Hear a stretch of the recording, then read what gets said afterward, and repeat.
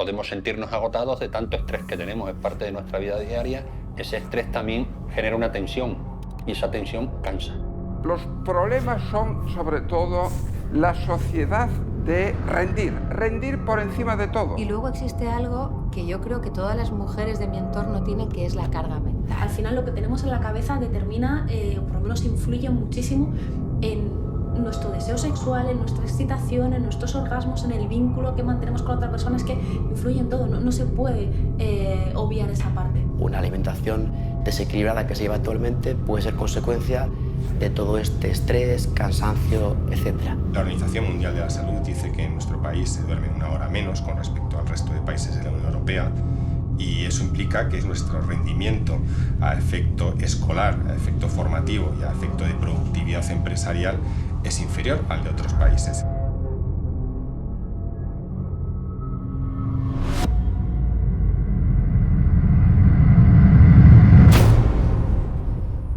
Te levantas, te preparas y trabajas. Te preparas y te acuestas. Te vuelves a levantar, te preparas y de vuelta al trabajo. Te levantas, te preparas y te acuestas. Te vuelves a levantar, te levantas, te preparas y te acuestas. Y de vuelta al trabajo. Te levantas y te acuestas. Te preparas y te acuestas. Te levantas, te preparas y de vuelta al trabajo. Y te acuestas y trabajas. Te levantas, te preparas, te levantas y te acuestas. Y te acuestas, te levantas, te preparas y de vuelta al trabajo. Y te acuestas y trabajas. Te levantas, te preparas. Este ciclo se repite todos los días durante todo el año, durante toda la vida. Somos una sociedad cansada. Lo dicen los expertos y lo sentimos nosotros, cada día. Estoy hablando de esa sensación de fatiga, de esa falta de energía que domina nuestras miradas desde primera hora de la mañana y que nos acompaña todo el día hasta que caemos de nuevo rendidos en la cama, para un sueño habitualmente poco reparador. Vivimos en el mejor de los mundos, la esperanza de vida crece sin cesar, el ocio ofrece oportunidades casi infinitas. Los placeres están al alcance de un clic. Viajamos, hacemos deporte, tenemos acceso a todo tipo de medicinas. Y sin embargo nos falta vitalidad, física y mental. Vivimos dominados por el estrés, con una constante sensación de ansiedad. Y todo suma para sentirnos sin energía, sin fuerza, sin voluntad.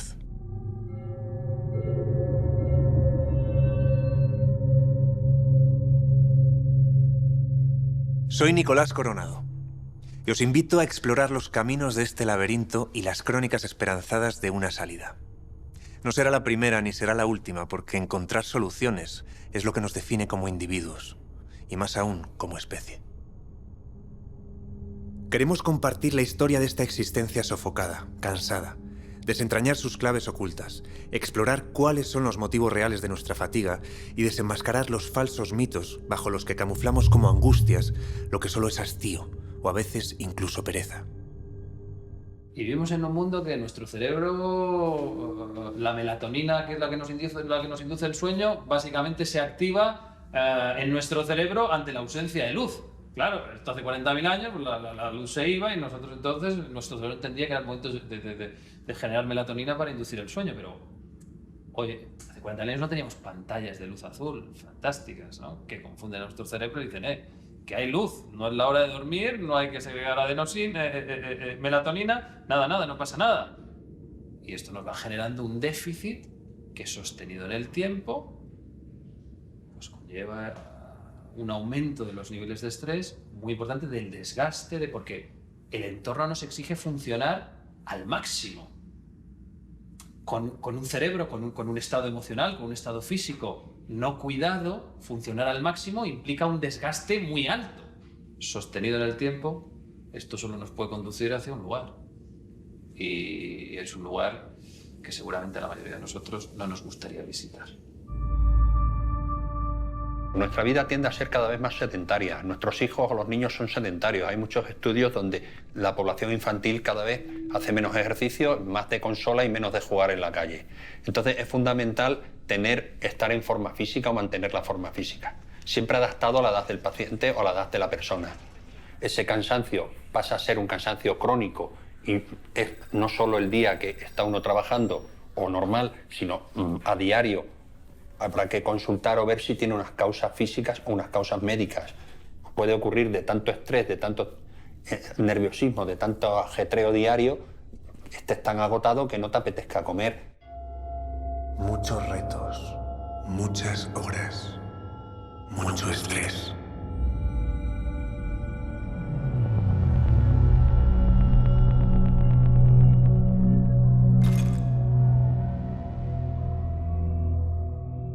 Creo que hay un cansancio que yo observo por un desgaste emocional de las personas. Es como que las cosas han cambiado muy rápido, es como que el nivel de demanda ha aumentado mucho, tenemos más presión, más demandas de múltiples personas, lugares, situaciones. Y sin embargo da la impresión también de que no hemos sido capaces de actualizar suficientemente nuestros recursos internos para manejar con la suficiente destreza emocional el desafío que los nuevos roles, los nuevos tiempos, pues nos exigen. El problema es que la sociedad está en constante cambio y todo esto va muy rápido. Tenemos el síndrome de la reina roja, que hay que correr mucho para quedarse en el sitio y para ir a alguna parte hay que correr el doble. Esto sale en Alicia en el País de las Maravillas. ¿Qué quiere decir? Que hay tantos cambios y son tan rápidos que lo que hoy está de moda y hoy es tendencia, mañana puede ser que ya no le interesa a nadie. Entonces la gente que todavía está mirando en lo que estaba de moda hace 2 años piensa, no es que la gente está cansada, no es que la gente está cansada, es que el interés se ha desplazado a otro sitio. El estrés y la vida que llevamos, pues ya sabemos que es muy competitiva, ¿no? Pero no creo que sea la única causa de este cansancio.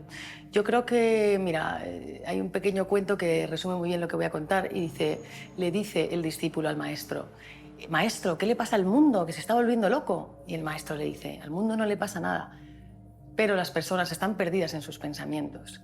Entonces, a lo que voy es que el problema está en la mente, ¿no? La mente es la que no está presente, la mente no está aquí y ahora con nosotros. Y esto es, al final, pues, la causa de todos los sufrimientos, como puede ser el cansancio, porque el cansancio es un sufrimiento más.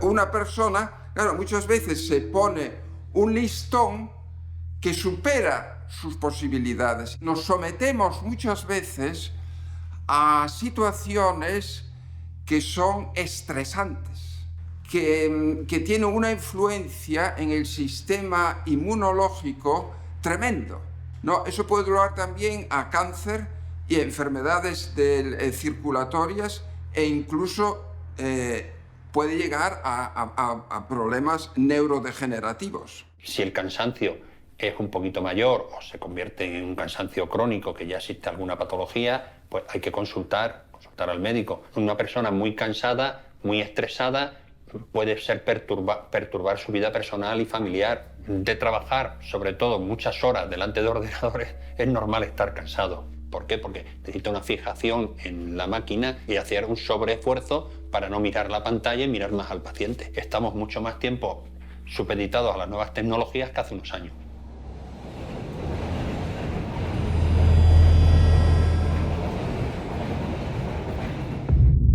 ¿Trabajamos para vivir o vivimos para trabajar? La sensación de rechazo y de exclusión dispara en el cerebro la misma actividad, las mismas áreas se activan que cuando alguien siente dolor físico. Se activan las mismas áreas cuando alguien se siente rechazado y cuando siente dolor físico. Un cerebro hace 40.000 años, en la sabana salvaje, hace 40.000 años tú te quedabas solo, fuera de la tribu, te excluía la tribu y la conclusión natural solo era una: muérete.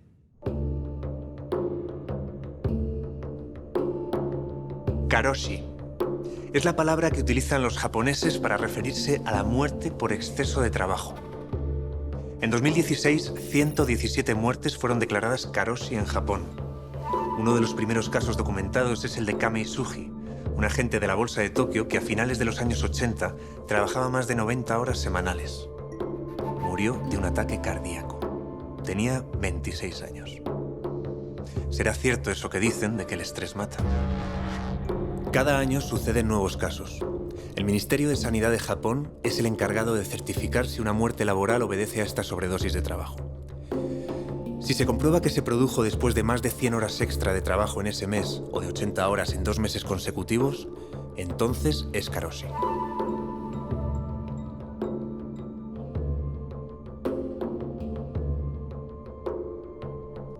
En un mundo que cambia tan rápido, la sensación de descontrol que genera, ¿qué va a pasar? Esto genera una sensación de incertidumbre que dispara esta respuesta primitiva, ¿no? de amenaza, y que, como somos capaces de activar nuestra respuesta de estrés única y exclusivamente a través de nuestra imaginación, no hace falta que la amenaza sea real, solo hace falta que nos imaginemos la amenaza. Solo hace falta que estemos pensando aquí que deberíamos haber hecho una llamada importantísima hace 10 minutos y que, Dios, creo que no la he hecho, y de repente me empiezo a sentir un poco incómodo porque creo que no la he hecho, y mi mente empieza a anticipar escenarios negativos porque, como voy a explicar yo que no sé qué, voy a perder no sé cuánto, va a pasar lo de más allá, y de repente me levanto, salgo fuera para mirar el teléfono y me doy cuenta de que sí que la había hecho, pero no me había enterado, ¿no? Y parece que respiro, y parece que no me hubiera pasado nada, pero el desgaste al que me he visto sometido es el mismo que si me hubiera perseguido un león hace 40.000 años y hubiera conseguido escapar.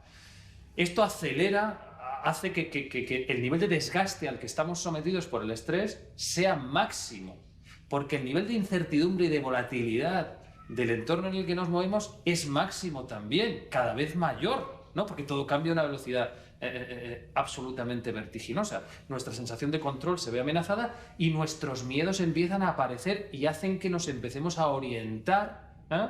Además, cada vez más, cuanto más estresado y más actividad en las áreas primitivas del cerebro, como en las amígdalas, por ejemplo, más tendemos a orientarnos en lo que podemos controlar y en lo que no. Y cuanto más empezamos a enfocarnos en lo que no podemos controlar, se disparan todos nuestros miedos y esto nos destroza. ¿Cómo está la situación económica? ¿Qué cifras de paro hay? ¿Qué perspectivas hay de empleo juvenil? ¿En qué están trabajando nuestros licenciados? Eso también provoca problemas, y uno de los problemas es la depresión. Vivimos en una situación económica que le está afectando a mucha gente y donde las diferencias entre pobres y ricos cada vez son más evidentes y donde muchos derechos sociales conseguidos en las últimas décadas se están perdiendo. Es normal que a la gente esto le afecte. A ver, una persona que le han embargado el piso, pues obviamente no va a estar muy contento. En California, en noviembre de 2018, el magnate Elon Musk afirmó en su cuenta de Twitter que era necesario plantearse trabajar 80 horas semanales, con picos de hasta 100 horas en ocasiones. Eso son 20 horas de trabajo diario, señor Musk. En fin, creo que no hay que olvidarse de que no somos máquinas, aunque trabajemos con ellas. Hay un estudio del IE que habla precisamente de que las empresas con horarios racionales incrementan su productividad un 19%. Son datos siempre de incremento de la productividad. No hemos encontrado ninguna que diga que trabajando 20 horas al día, durante un mes las empresas son más productivas. Porque no es así, no es posible, no es factible. Tendremos una empresa en crisis absolutamente porque sus trabajadores y trabajadoras estarán reventados, estarán cansados y no producirán de forma adecuada. El 98% de los trabajadores en activo está preocupado por su futuro laboral. El trabajo está marcado por la incertidumbre. La vida laboral previsible y cierta de nuestros padres y abuelos no es la nuestra, ni será la de nuestros hijos. Sí que es cierto que mucha gente pasa muchas horas despierta y que duerme poco y que efectivamente hay un factor de cansancio físico importante, pero sobre todo es un cansancio emocional. La gente está muy exhausta porque tiene un montón de cosas a las que atender, tiene un montón de tareas, un montón de obligaciones impuestas o autoimpuestas en muchas ocasiones, que son los que hacen que al final las personas estén tan cansadas a lo largo del día. Es más, se les despiertan cansadas y solo el pensar en afrontar el día que les espera les resulta agotador.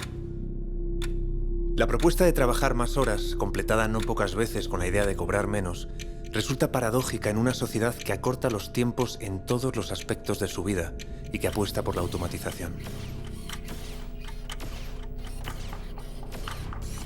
En 2030, 1 de cada 3 empleos en España lo desempeñará una máquina. Parece poco probable que la respuesta del trabajo humano ante la robotización pase por trabajar más horas.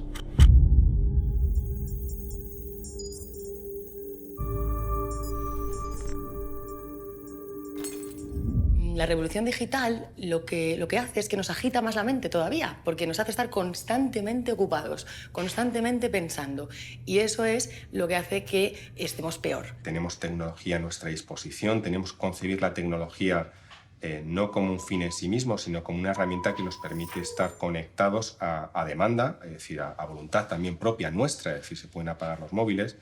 Tenemos una multiplicidad también de dispositivos y de contenidos televisivos que nos permite pues, consumir en nuestro ocio televisivo a otro tipo de horas que los que nos tratan de vender las grandes cadenas de prime time televisivo que hacen que terminen programas a la 1 de la madrugada.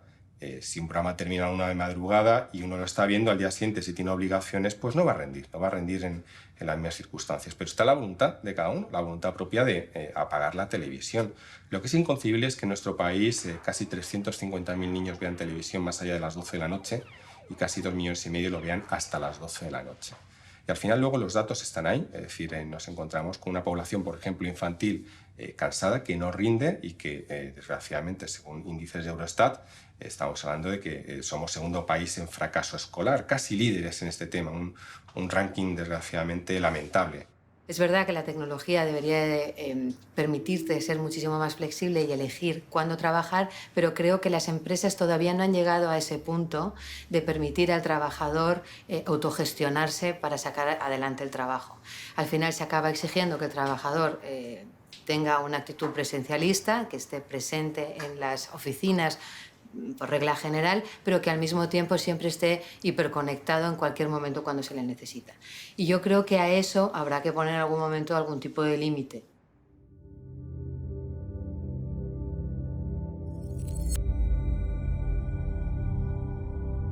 La realidad laboral es un aspecto clave de nuestra fatiga social. Pero dentro de la realidad del trabajo hay un sector especialmente afectado por este cansancio: las mujeres. En España hay más mujeres que hombres, 1 millón más. Pero toda mujer pronto aprende que el camino en su vida está marcado por la lucha contra otra palabra: menos. Menos mujeres ocupadas que hombres.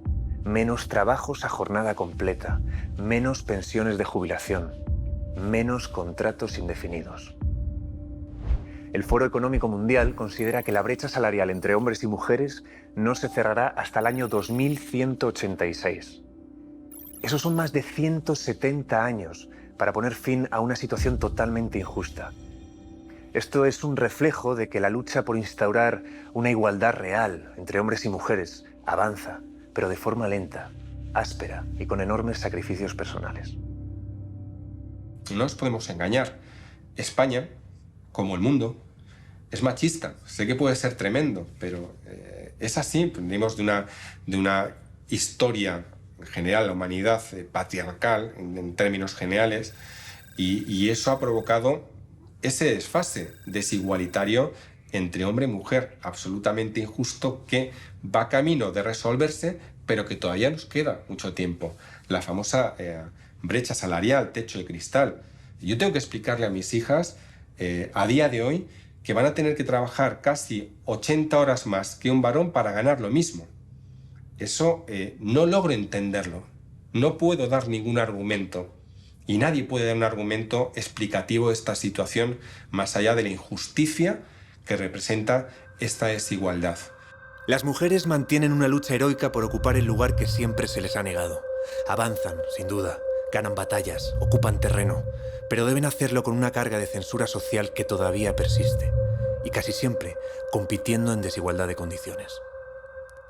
Su lucha en todas las trincheras, todos los días, laboral, doméstica y personalmente, produce una carga de presión y responsabilidad que acaba pasando factura. Las mujeres están cansadas. Según y como apunta la socióloga María Ángeles Durán, que está especializada en trabajo invisible, sobre el trabajo no remunerado de las mujeres, en realidad el verdadero escándalo es que incluso las mujeres digamos, emplean más tiempo en lo que es el trabajo no remunerado en general en su vida frente a cualquier tipo de trabajo remunerado, ¿no? Ella dice que si este dato se pusiese sobre el papel, vendría a ser el 55% del Producto Interior Bruto de este país. Yo creo que además lo que ocurre con las mujeres es que las mujeres no consideran lo que hacen como un trabajo, sino que lo consideran como una obligación, ¿no? Una tarea de la que se tienen que ocupar. La causa de la mujer tiene gran visibilidad, pero no está exenta de críticas, amenazas o desmentidos. Es como si una pequeña parte de nosotros se resistiera a una evolución que sobre el papel todos entendemos como necesaria.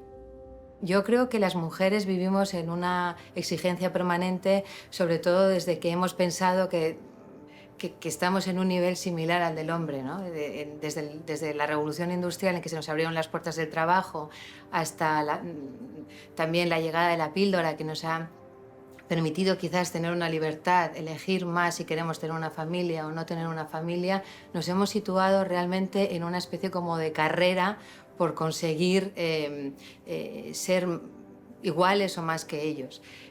Yo creo que al final el tema de compararse con los demás, incluso con cualquiera, es un error.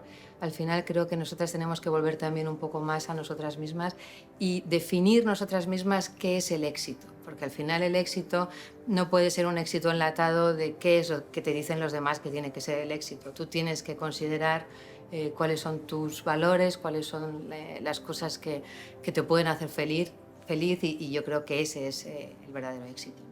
Ya se va haciendo un cambio y cada vez ese cambio va avanzando más, ¿no? Y cada vez el reparto de tareas es más equitativo y la responsabilidad va cayendo en los otros. Luego, además, sobre la mujer también culturalmente, socialmente hay una presión muy importante porque tenemos que ser buenas y las mejores en todo. Tenemos que ser las mejores en nuestro trabajo y además tenemos que hacerlo en tacones, como digo yo, ¿no? Tienes que seguir siendo muy atractiva, tienes que ser buena madre, buena amiga, bueno, en fin, ¿no? Hay que hacer un montón de cosas y lo tienes que hacer todo a la vez. A un hombre probablemente, si está muy centrado en su carrera laboral, es bastante probable que se entienda que va a haber ciertos aspectos de su vida que no va a poder atender con la misma intensidad, ¿no? Que a lo mejor, yo qué sé, va a poder encargarse menos de su aspecto físico, de hacer deporte o de cuidar a los hijos, ¿no? A las mujeres ese tipo de licencias todavía no se nos permiten demasiado en la mayor parte de los campos. Es más, muchas veces cuando los hombres hacen o llevan a cabo tareas tradicionalmente asociadas a las mujeres, ¿no? Por ejemplo, cuando se ve en la puerta de un colegio a un padre recogiendo a sus hijos, es como, oh, qué padrazo, fíjate, es como, bueno, las mujeres lo hacen todos los días y nadie las está premiando ni las está alabando, ¿no? Por algo que se supone que es lo que deberían hacer. Se asume que las mujeres lo hacen y cuando los hombres lo hacen, se les premia más, ¿no? Que a las mujeres, porque se supone que es un plus, no a lo que están haciendo. Entonces, por eso muchas veces las mujeres estamos más cansadas, porque realmente tenemos más carga y tenemos más presión y más expectativas sobre todo lo que deberíamos estar haciendo en nuestra vida diaria. Hay que verlo con perspectiva, es decir, estamos hablando que hace 40 años nuestras madres no podían firmar un contrato ni abrir una cuenta bancaria. Parece muy lejano, pero está a la vuelta de la esquina. Afortunadamente eso ha cambiado, es decir, la incorporación de la mujer al mercado laboral se crea la conciliación para precisamente armonizar esa incorporación de la mujer al mercado laboral mientras sigue desarrollando trabajo doméstico. Eso es lo que se llama conciliación de primera generación. Por eso decía que la mujer siempre ha conciliado. La clave no es esa, la clave es la conciliación de segunda generación, la que tiene que provocar que los hombres entren en casa sin asumir sus derechos y responsabilidades y obligaciones en las tareas domésticas, que siempre han sido demonizadas o no cuantificadas económicamente, importantísimas en nuestro país a lo largo de nuestra historia y que siempre se han descargado injustamente en la mujer. Esa es la clave, tanto de la igualdad como de la corresponsabilidad. Yo creo que se están dando pasos hacia adelante desde el momento en que existe un movimiento de Me Too, donde las mujeres empiezan a reclamar su espacio. Creo que eso es un punto fundamental en el avance hacia una sociedad nueva. Parte de los inconvenientes a los que se enfrentan las mujeres proviene de la distorsión de género. ¿Qué es esto de la distorsión de género?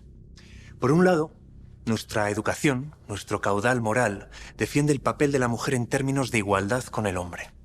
Pero por otro lado, especialmente esa parte formativa de nuestra existencia actual, estoy hablando del acceso a la pornografía cada vez a edades más tempranas y de forma más explícita, no favorece la dignificación de la mujer, sino que la cosifica. De ahí el término distorsión de género. Porque en estas páginas la mujer pasa de ser alguien a ser algo.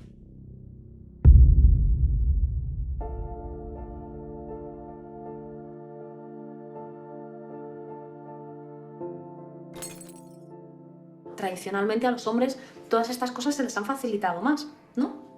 Han tenido más tiempo libre, tienen más estímulos eróticos a su alrededor. Los hombres heterosexuales tienen una tía buena y a donde miren, eso es así, ¿no? Para anunciar absolutamente cualquier cosa, tienen más estímulos eróticos, se les permite fantasear, se les incentiva a fantasear, se les incentiva a explorar su cuerpo, a masturbarse, absolutamente todo, ¿no? Y se legitima las relaciones sexuales y el que puedan disfrutar, ¿no? De hecho, la mayor parte de las relaciones sexuales que se tienen en parejas heteros giran en torno al placer del hombre. La mayoría. Muchas veces se dice, no, es que las mujeres sois más lentas para llegar al orgasmo, sois más lentas para excitaros. No, ni muchísimo menos. Lo que pasa es que todo lo que se hace en un encuentro sexual tradicionalmente es para el placer de él. Muchas veces las mujeres no saben lo que quieren o muchas veces los hombres tampoco saben preguntar. Y entonces ahí es cuando vienen las diferencias entre unos y otros. La pornografía es un exponente más de nuestra fatiga social. Hemos sustituido el amor por el sexo y el sexo por la masturbación. Sí que es cierto que cuando nos masturbamos muchas veces no lo hacemos tanto para disfrutar, sino muchas veces para tener un orgasmo, ¿vale?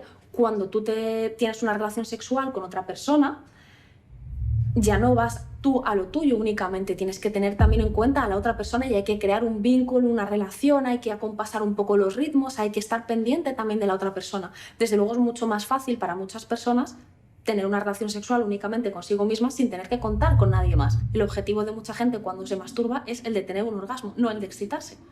No el de pasar un buen rato. Cuando tú estás con otra persona, el objetivo no es únicamente llegar al orgasmo, aunque pueda ser uno de los objetivos, pero el objetivo siempre es el de pasarlo bien, el de crear un vínculo, el de divertirte, el de conectar con la otra persona. Si no estás dispuesto a conectar con nadie más, pues es bastante probable que prefieras masturbarte sola. Cada día, las páginas pornográficas de Internet reciben 92 millones de visitas. La respuesta a lo que buscan se revela en uno de los cientos de datos estadísticos que ofrecen estos sitios web. El tiempo medio de permanencia en estas páginas es de 8 minutos. Pues esta situación impacta en el sexo directamente, porque claro, al final el sexo es una cosa que hacemos cuando el resto de necesidades están cubiertas, ¿no? Y el estar descansado es fundamental. O sea, las necesidades primarias son comer, beber y dormir. Si esas no están cubiertas, es bastante más difícil que el deseo sexual aparezca. Si la gente está cansada, es bastante probable que relegue el sexo a un segundo o a un tercer plano y que muchas veces ni siquiera puedan pensar en ello a lo largo del día, ¿no? El ocio pornográfico es la antesala de un ocio mucho mayor, con el que comparte ciertos códigos. Entre ellos, la necesidad del mayor número de experiencias en el menor tiempo posible. Y a poder ser con la mayor comodidad que se pueda garantizar. Otra paradoja de nuestra vida en una falsa comodidad. Vivimos en una época en la que el estímulo sexual es permanente y, sin embargo, cada vez nos relacionamos más con los dispositivos y menos de forma íntima y real. La hiperconectividad, eso lleva al narcisismo, que solamente está pendiente de su imagen. ¿Cuántos clics he recibido hoy? A ver, ¿cuántos comentarios he recibido hoy? Pero cuidado, la imagen en realidad no es él mismo. Y sé tú el que eres. Vive coherentemente. Esto es fundamental. Coherentemente. Esto lo dice también la neurobiología. Las personas que viven coherentemente gastan menos energía.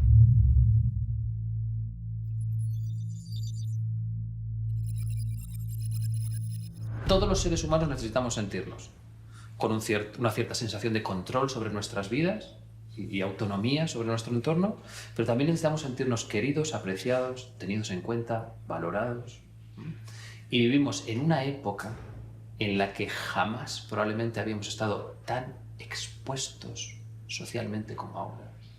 Las redes sociales han cambiado el juego completamente, porque el nivel de exposición, el nivel de riesgo, ¿no?, de ser excluido, de no gustar, ¿no?, es máximo en este tiempo. De la misma manera, la adicción a los likes, porque cada like dispara la respuesta de dopamina y el circuito de recompensa cerebral. y nos va generando una cierta adicción, y esto genera también un desgaste importante, pero el nivel de exposición, de riesgo, de miedo a ser rechazados está multiplicado. Y todo esto genera un entorno donde o desarrollamos los recursos emocionalmente necesarios para navegar en esto y encontrar sentido, energía, vitalidad, ilusión, para afrontar, disfrutar de las cosas buenas que nos va a ir trayendo la vida y enfrentar también los desafíos que la vida nos va a traer en lo personal y en lo profesional, porque eso es absolutamente ineludible, la vida nos va a desafiar, seguro, seguro, seguro. A ver, yo creo que la revolución digital nos ha traído muchas ventajas. ¿Alguien se acuerda cómo era la vida antes de Internet? ¿Alguien se acuerda lo que era hacer un trámite administrativo o lo que era, no sé? A mí me gustaría preguntar a esa gente que decía que nunca tendría móvil o que nunca tendría Internet, ¿cuántas veces ha consultado hoy el teléfono móvil? ¿O cuántos trámites hoy ha hecho por Internet? Entonces, yo no creo que haya que desintoxicarse de la revolución digital, al contrario. Yo creo que hay que quedarse con lo que nos ha traído y con lo que nos ha facilitado la vida. Quizás lo único, pero esto no es culpa de la revolución digital, es culpa nuestra, es que ha favorecido mucho el sedentarismo. Es decir, nos hemos acostumbrado a que muchas cosas que antes hacíamos yendo de un sitio a otro, o que muchos trámites para los que nos movíamos, ahora los hacemos a golpe de clic desde casa. Por ejemplo, bajar a comprar el periódico, que ahora mucha gente directamente lo lee por internet. Quizás el único problema de la revolución digital sea lo fácil que ha puesto la vida sedentaria. Sería el único reproche, pero por todo lo demás yo veo básicamente ventajas. Y no sé, yo le diría a alguien que quiera desintoxicarse que pruebe a estar 2 días sin internet, a ver qué tal. O que pruebe a hacer cualquier tipo de trámite administrativo o cualquier cita médica sin internet, a ver cómo le funciona.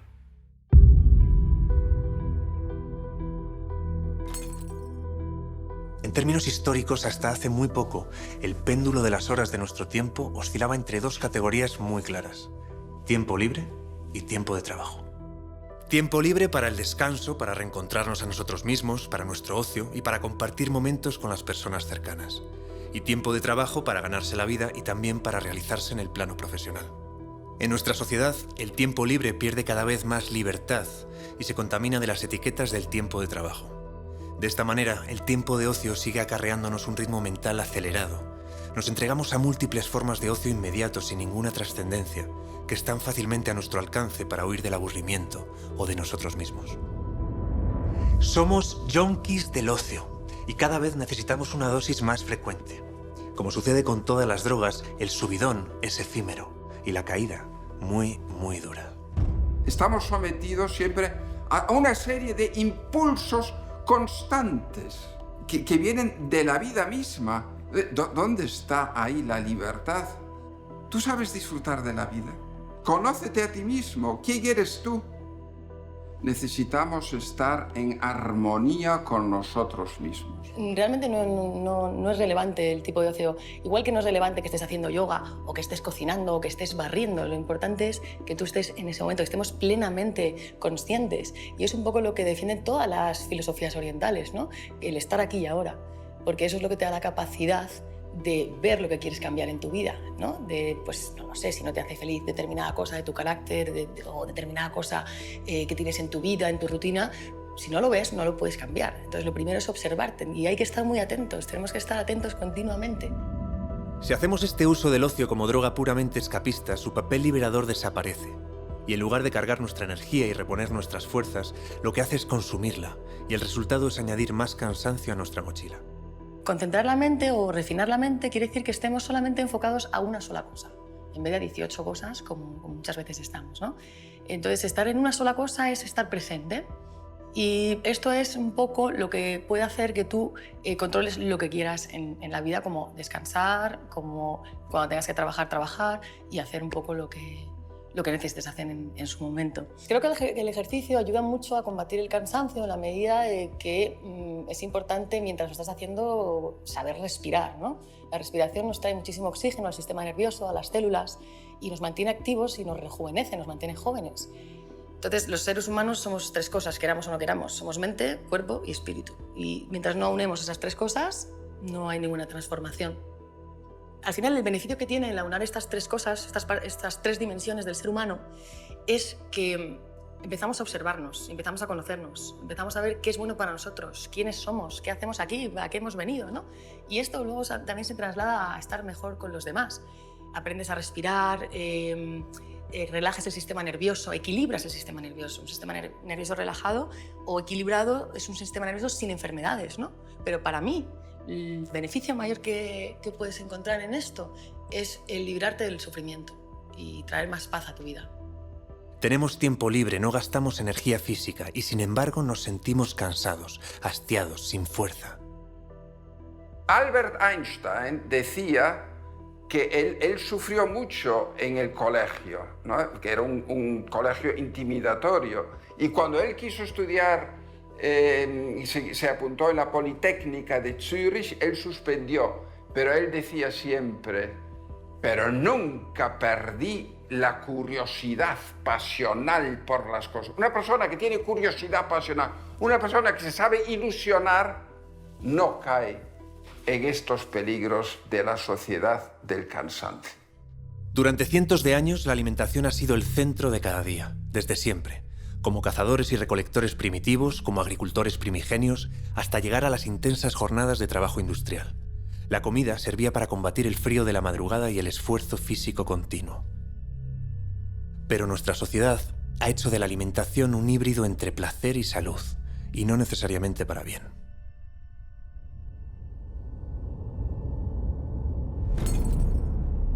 La alimentación se ha convertido en un campo de batalla de lo cotidiano.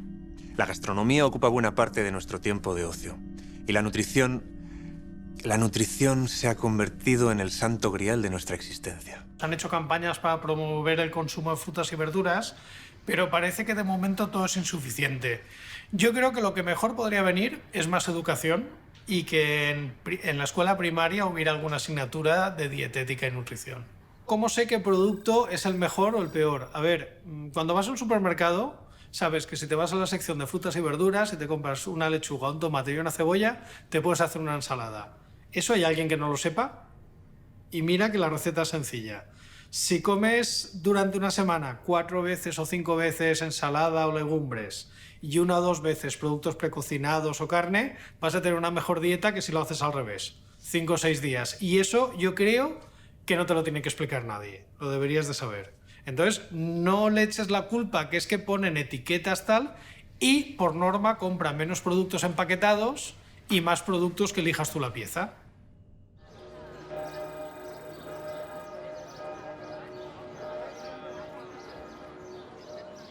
Una alimentación desequilibrada que se lleva actualmente puede ser consecuencia de todo este estrés, cansancio, etc.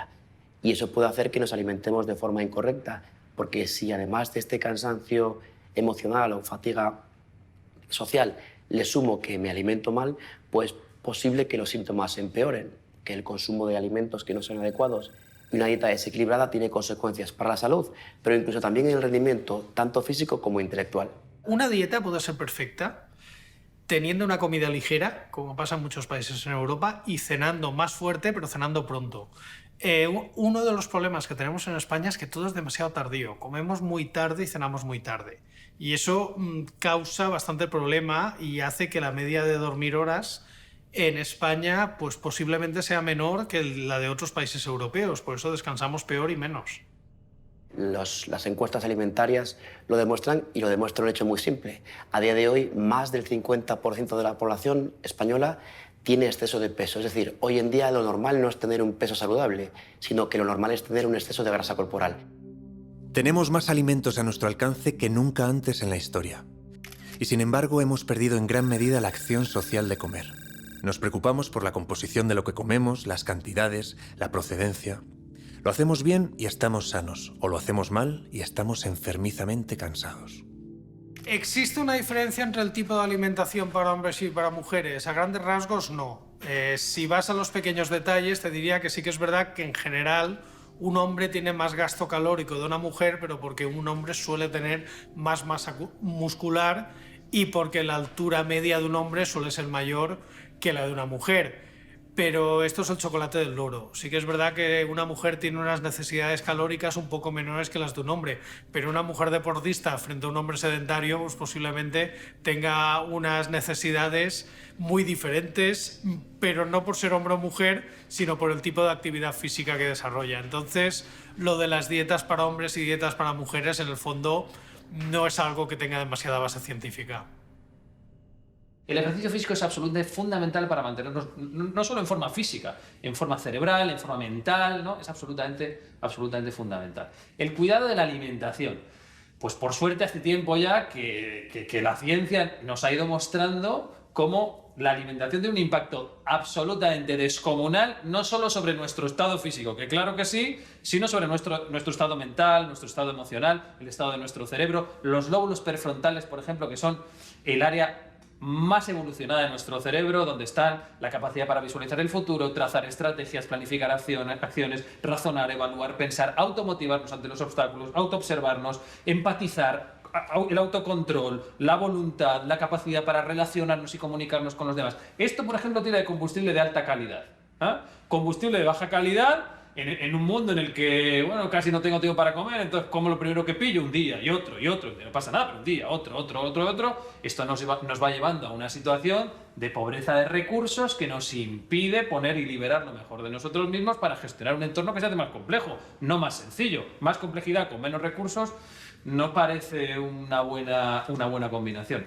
La alimentación, observar y cuidar lo que comemos para que lo que comemos nos sume en lugar de restarnos, esto es absolutamente fundamental, no solo por una cuestión física. Eso acaba provocando también una serie de alteraciones hormonales y metabólicas que van a provocar una caída en el rendimiento y que haya alteraciones incluso de los niveles de glucosa en sangre por pequeñas subidas, bajadas, etcétera, que acaban también afectando, entre otras cosas, nuestro rendimiento.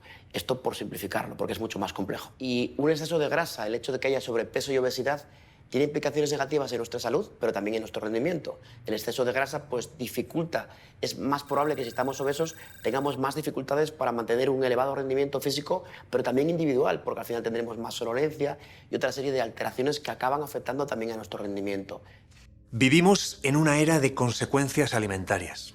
Podemos elegir comer bien y vivir mejor, o caer en las tentaciones y correr el riesgo.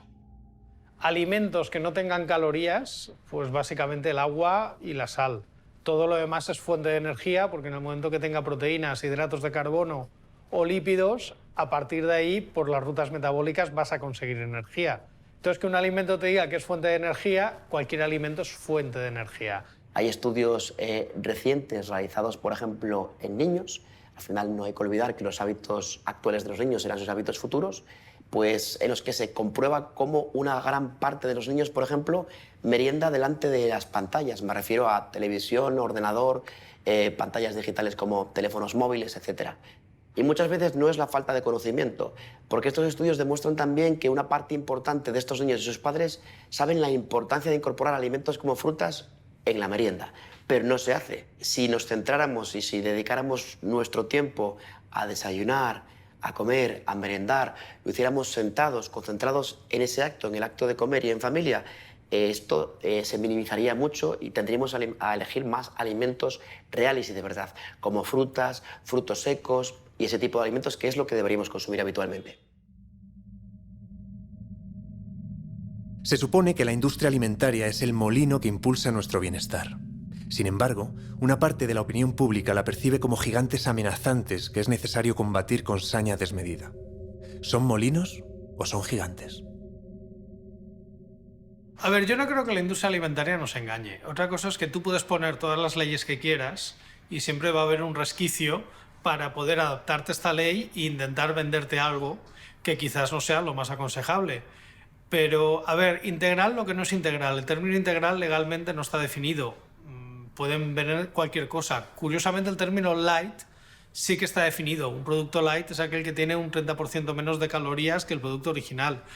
Pero, ¿por qué le echas la culpa a la industria y no te miras un poco más a ti? Se estima que 1 de cada 9 personas del planeta no tienen suficientes alimentos para llevar una vida saludable y activa. Los españoles nos alimentamos mejor que los países de nuestro entorno. Y solamente hay que entrar en un supermercado en Inglaterra o en Francia para darse cuenta que la cantidad de productos precocinados que hay, la cantidad de dulces, comparado con lo que se encuentra en la media de supermercados españoles, aquí todavía estamos bien. Todavía tenemos la costumbre de comer verdura y todavía tenemos la costumbre de comer pescado, que en algunos países ya se ha perdido. Otra cosa es que poco a poco cada vez lo vamos haciendo peor. Dicho esto, no hay alimentos que te hagan estar más activo ni alimentos que te hagan estar menos activo, porque es que lo importante no son los alimentos en concreto, los alimentos, lo importante es la dieta que tengas en general.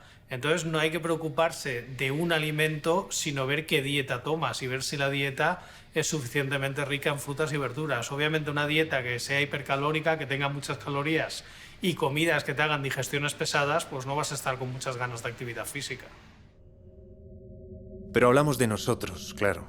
En cualquier caso, más allá del debate implícito de lo que comemos o dejamos de comer, persiste la sensación de que comer es, además de una actividad social, una necesidad fisiológica.